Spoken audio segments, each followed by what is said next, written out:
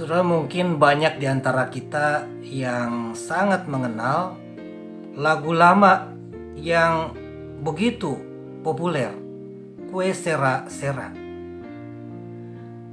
Lagu itu menggambarkan pertanyaan seorang anak gadis yang bertanya kepada ibunya, apakah dia nanti akan menjadi seorang yang cantik? Apakah dia nanti akan menjadi orang yang kaya?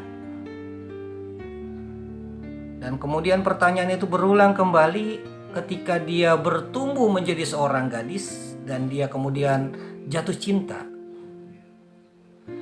Dia bertanya kepada pasangannya itu, apakah kehidupannya nanti akan dijalani akan penuh dengan pelangi yang begitu indah?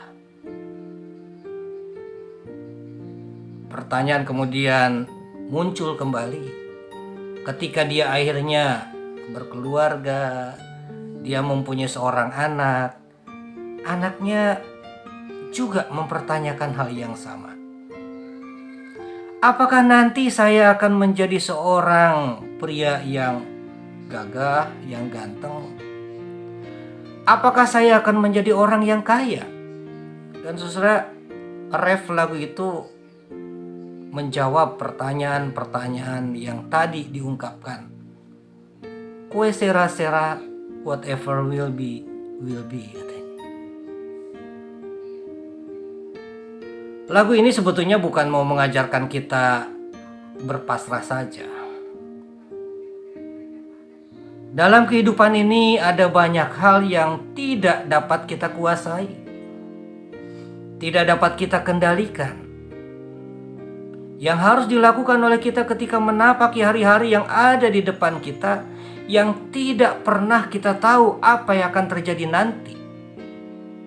Maka kita diajar untuk berserah. Terlebih sebagai orang yang percaya kepada Allah. Ketika menapaki kehidupan pun kita sama yakin dengan orang-orang yang lain juga tidak tahu apa yang akan terjadi nanti. Makanya lagu kita seringkali mengatakan, katanya, tak ku tahu kan hari esok. Apa yang akan terjadi jangankan besok, tahun depan. Bahkan menit-menit, detik-detik di depan kita saja pun kita tidak pernah tahu apa yang akan terjadi di sana. Tetapi saudara, sebagai orang yang percaya kepada Allah, kita diingatkan untuk berserah penuh kepada Allah dengan keyakinan bahwa pemeliharaan Allah akan terus memungkinkan kita, memampukan kita menapaki hari-hari di depan kita dengan tetap ada di dalam kebaikan. Tentunya apa yang baik yang ada di dalam rancangan Allah, bukan hanya apa yang baik menurut keinginan dan rancangan kita. Dan kita harus meyakini bahwa apa yang Allah berikan, apa yang terjadi itu semua ada di dalam rancangan rencana Allah. Dan kita yakin bahwa semuanya yang terbaik bagi kita. Oleh karena itu saudara, ada banyak bagian di dalam Alkitab yang mengingatkan kita supaya kita ini menyerahkan segala kekhawatiran kita.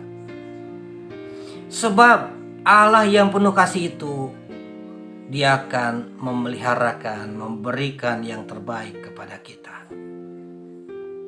Dalam sikap yang sama, oleh karena itu, ada banyak bagian juga di dalam firman Allah yang mengingatkan kita.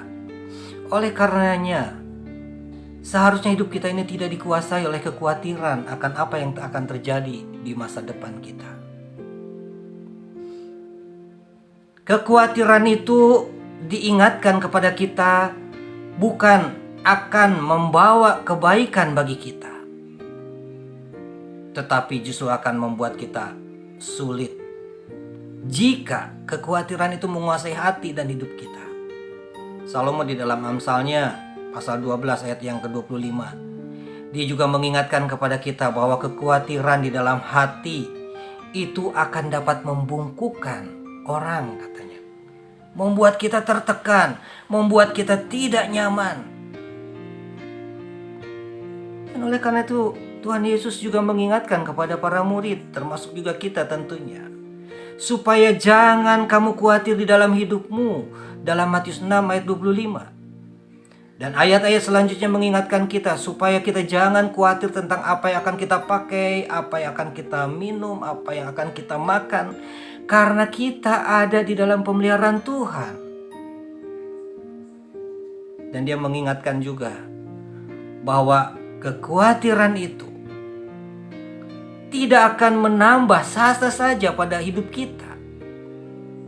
Oleh karena itu, apa gunanya jika di dalam kehidupan kita dikuasai kekhawatiran, ketakutan akan apa yang akan terjadi esok? Lebih baik kita berganti dari kekhawatiran menjadi keyakinan penuh akan pemeliharaan Tuhan yang penuh kasih itu. Sehingga kita melangkah di hari-hari ke depan ini dengan pasti, karena kita berjalan dengan Tuhan.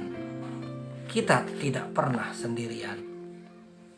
Ingat saudara, bahwa kekhawatiran di dalam hidup kita tidak akan pernah menghilangkan masalah esok. Tidak akan pernah menghilangkan masalah yang ada di depan kita. Tetapi yang jelas, rasa khawatir itu hanya akan menghilangkan kedamaian kita saat ini.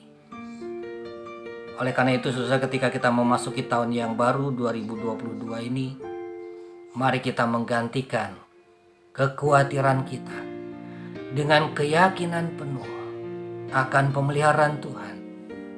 Bahwa Tuhan beserta kita, bahwa Tuhan akan senantiasa menuntun, bahwa Tuhan akan senantiasa memberi yang terbaik bagi kita. Isilah keyakinan-keyakinan kita dengan hal-hal yang positif, bukan dengan khawatir dan semacam itu. Tuhan ada bersama dengan kita dan Dia akan memberikan yang segala yang baik bagi kita. Tuhan memberkati.